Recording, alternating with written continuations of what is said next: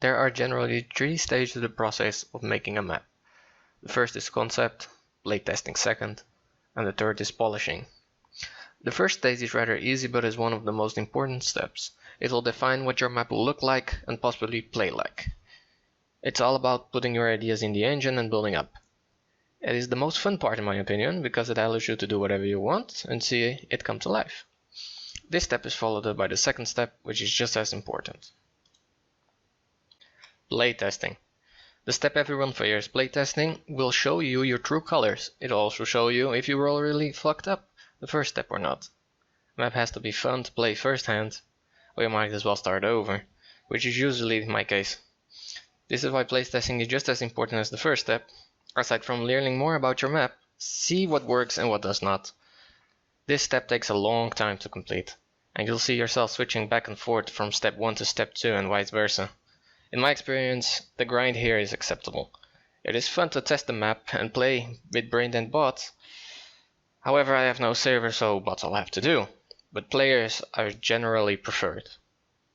Dreaded third step. This step has made sure that many possible good maps never see the light of the workshop. Polishing your map has got to be the most exhausting part of mapping.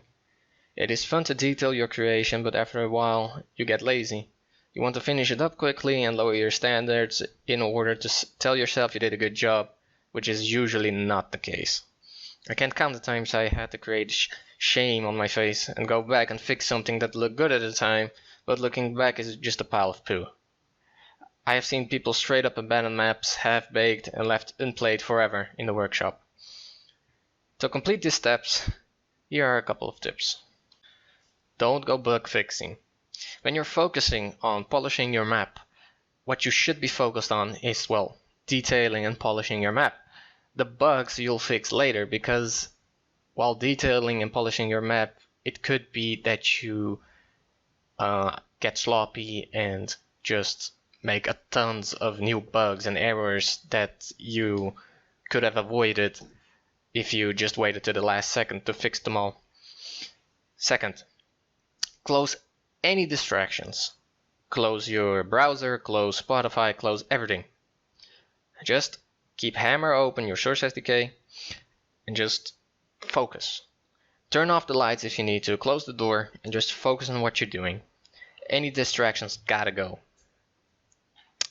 Third, just jug in some playtesting after a while. Detailing can create artificial problems to the overall map gameplay. So you put a flower pot somewhere and someone on the other side of the moon plays your map and get killed by a bot, most probably, because he tripped over the flower pot. Downright shameful. After all this, you can focus on fixing your level of bugs and holes and such. It's usually more satisfying, in my opinion, to do this last, to get the I completed this and fixed this, ready to upload sensation. However, if you are clumsy and are not familiar with the program or engine optimization, you might want to be cautious when mapping. Bugs can get you frustrated while playtesting, leading you to say stuff like, "Why does this not work?" Or "Why is it like this?" Or even "fuck this," and downright abandon your map again. So keep in mind to do a Google search on what you can and cannot do in the source engine. If you come across a lot of problems, there's a handy forum on Steam which has a great frequently asked questions page, linked down below, which can help you should you run into any perils.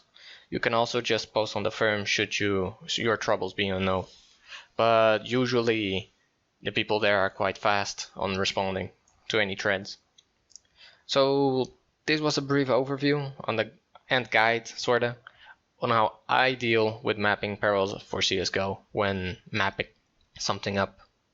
I hope this helped you, and